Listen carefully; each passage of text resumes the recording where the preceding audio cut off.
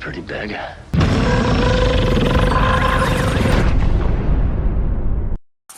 Light, camera, action. Halo semua, kembali lagi bersama gua Jojo di channel T7J. Kali ini gua bakal lanjutin sequel dari film robot buatan manusia melawan monster penjajah bumi yang berjudul Pacific Rim: The Uprising. Film ini akan melanjutkan kisah manusia yang kembali diserang oleh kaiju. Walaupun di film pertamanya, portal kaiju masuk sudah diledakkan. Buat yang belum nonton film pertama ya, gue bakal taruh linknya di bawah. Jadi nggak usah berlama-lama, ayo kita segera masuk ke filmnya. Film dibuka 10 tahun setelah peledakan portal antara manusia dengan kaiju. Marshall yang ternyata memiliki anak bernama Jake Pentakos. Ia hidup sangat kacau yang hanya mementingkan bersenang-senang, pesta pora macam beban keluarga.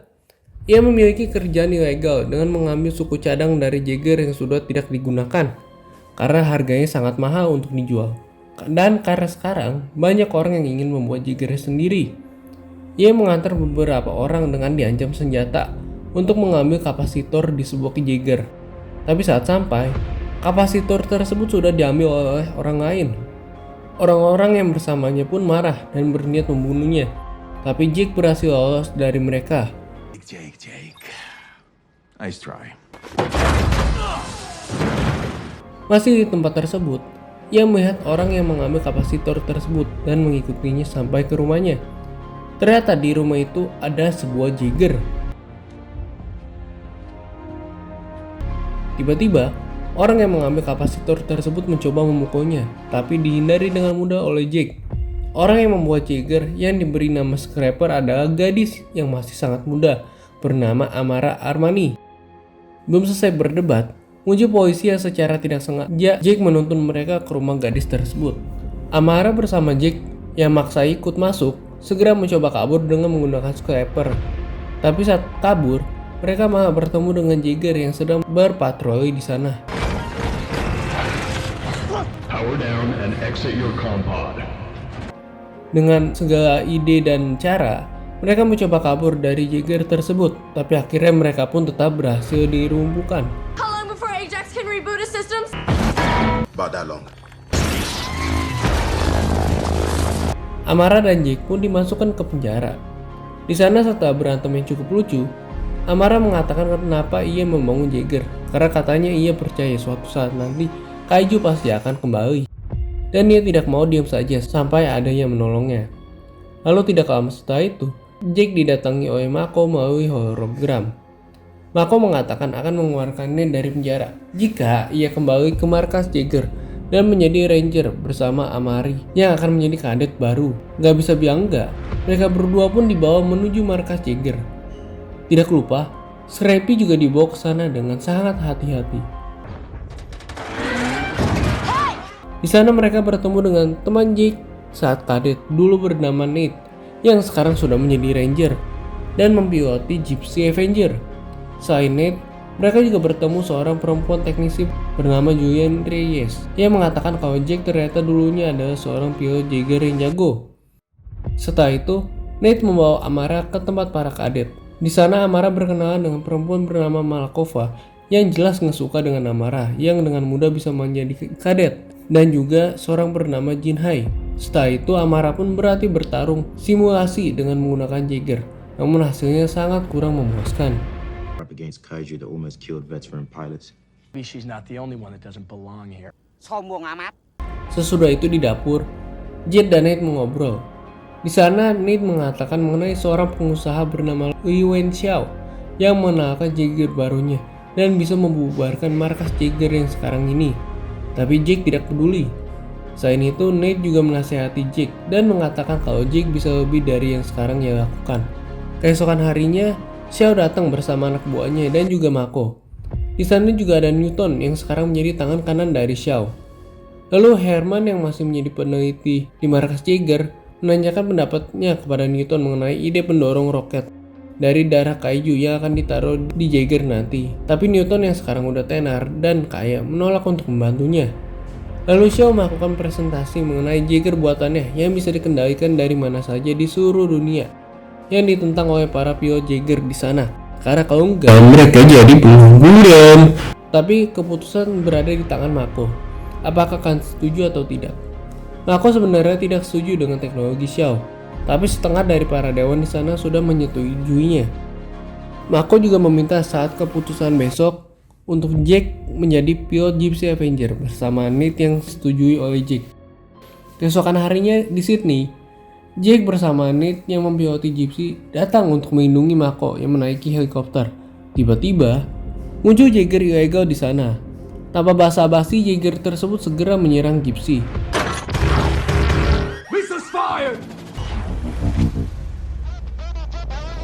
Jack yang baru menjadi pilot lagi, kesusahan melawan Jaeger ilegal tersebut. Di tengah pertarungan, Jaeger ilegal tersebut memutuskan komunikasi dari helikopter Mako. Mako pun mencoba mengirim informasi yang ia punya mengenai Jaeger Xiao, tapi tidak bisa. Jaeger ilegal tersebut berhasil membuat helikopter Mako terjatuh.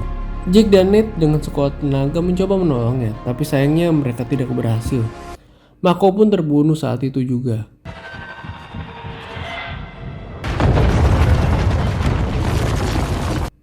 Tahu kalau misinya sudah selesai dan Jaeger lain pun datang, Jaeger ilegal tersebut segera cabut dari sana.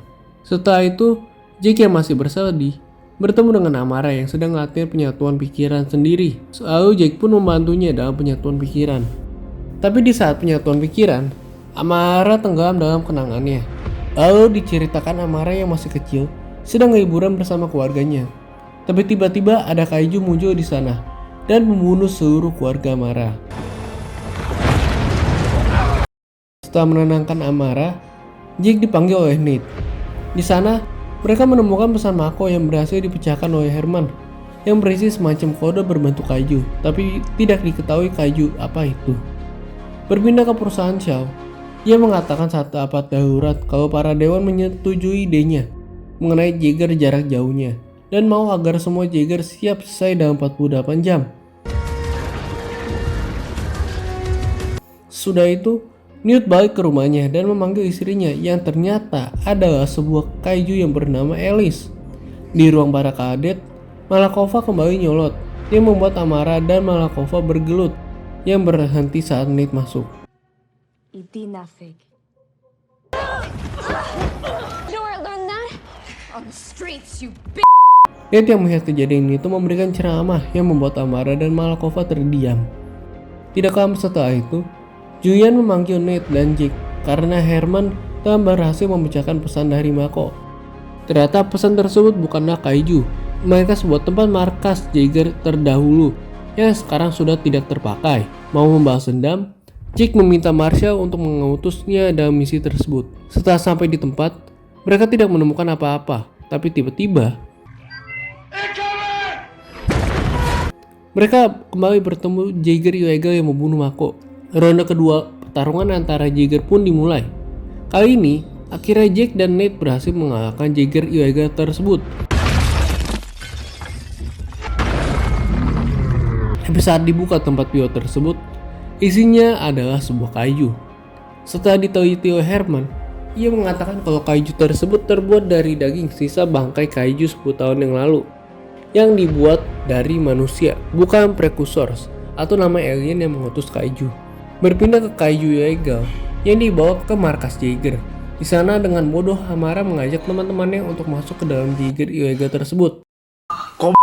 Di dalam sana, tidak sengaja Jinhai terkena cairan kaiju di sana yang membuat tangannya terluka. Karena kejadian tersebut, Marshall sangat marah kepada Amara dan mengeluarkannya dari program kadet walaupun Jack sudah membantunya. Di sana, Amara mengatakan mengapa Jack bisa masuk menjadi kadet. Jack mengatakan ia menjadi kadet karena ia ingin lebih sering melihat ayahnya. Suatu hari ia melakukan hal bodoh dengan memajat sebuah Jaeger. Pretty dumb. Setelah itu, ia pun dikeluarkan dari program tersebut oleh ayahnya sendiri. Setelah menyemangati Amara, Amara mengatakan kalau Jaeger ilegal tersebut menggunakan teknologi dari perusahaan milik Xiao. Jack pun mengatakan hal tersebut kepada Nate dan juga Herman. Lalu Herman ditugaskan untuk menemui Newt karena ia tangan kanan Xiao. Di ruangan para kadet, Amara pun dikemasi dan dikawal oleh petugas keluar. Sebelum itu, akhirnya Malakova pun mengakui kehebatan Amara. Giliran dah keluar baru dipuji, jancok. Berpindah ke Newt, yang berhasil mengirim semua drone Jaeger tepat waktu. Tiba-tiba, drone tersebut dikendalikan oleh kaiju.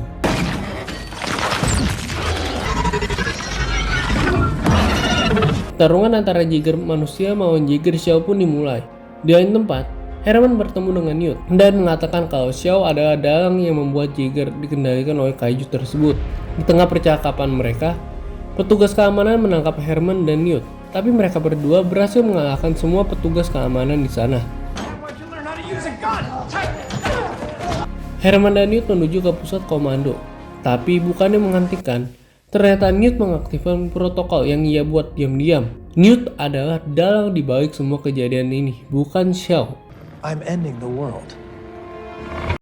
Karena protokol yang ia aktifkan, semua Jaeger milik Xiao membuka kembali portal di berbagai tempat. Setelah itu, Marshall yang ada di pusat komando pun mati karena rudal dari Jaeger Xiao di sana.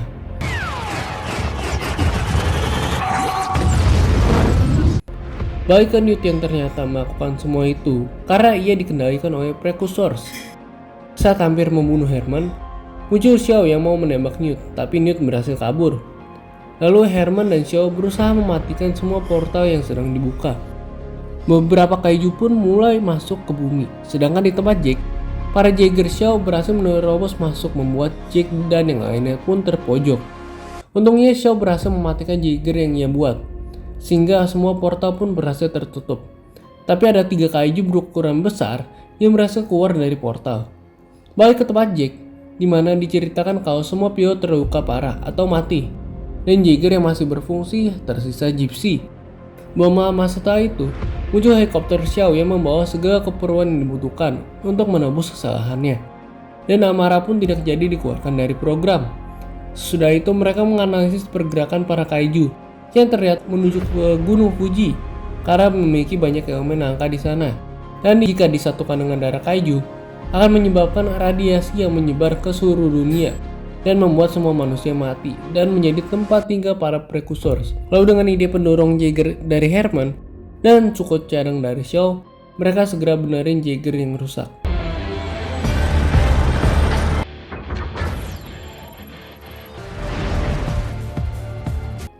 Diceritakan juga Saber Athena, Guardian Bravo, dan Berserk Phoenix siap bertarung.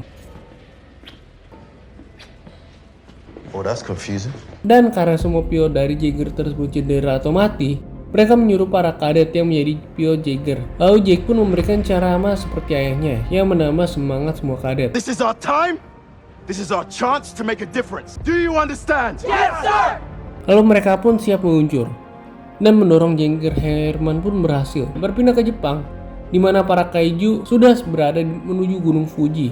Untungnya Jake dan kawan-kawannya berhasil sampai tepat waktu. Pertarungan akhir pun kembali dimulai antara Jaeger melawan kaiju.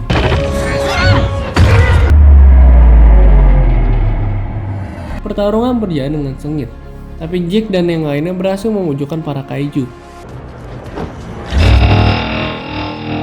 Newt yang juga ada di Jepang mengerahkan robot-robot kecil menuju ke arah para Jaeger, tapi mereka tidak melawannya, mainkan robot-robot kecil itu menyatukan 3 kaiju tersebut menjadi satu dan menjadi sangat besar. Well, he's pretty big.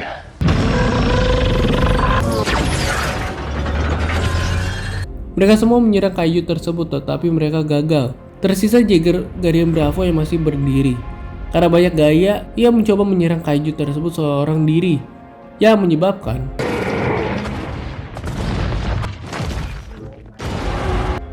Guardian Bravo pun harus tumbang dengan salah satu pilotnya yang bernama Suresh mati. Lalu Herman mengatakan kalau kaiju tersebut memiliki 3 otak dan 3-tiganya harus dihancurkan untuk mengalahkan kaiju tersebut.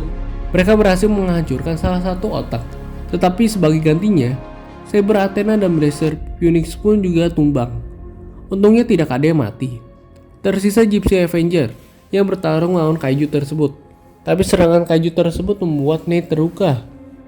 Dengan inisiatif, Amara segera menuju Gypsy untuk menggantikan posisi Nate. That was supposed to be epic, but it wasn't. Definitely not. Di lain sisi, kaiju tersebut semakin mendekati puncak dari Gunung Fuji. Lalu Jake memiliki ide untuk menerbangkan Gypsy ke langit dan menabrakkannya ke atas kaiju tersebut. tapi mereka tidak memiliki bahan bakar. Untungnya datang Scrappy yang dipiloti oleh Shaw dan sudah dimodifikasi, membantunya memasangkan pendorong Jaeger yang tersisa. Saat sudah mulai mendekati kayu tersebut, mereka mau kabur menggunakan kapsul penyelamat, tapi malah mengalami malfungsi. Saat sudah pupus harapan, tiba-tiba muncul Scrapper menolong mereka berdua tepat sebelum Gypsy menabrakkan kayu tersebut. Tapi kayu tersebut masih hidup. Tentu saja enggak, kalau enggak filmnya enggak selesai-selesai.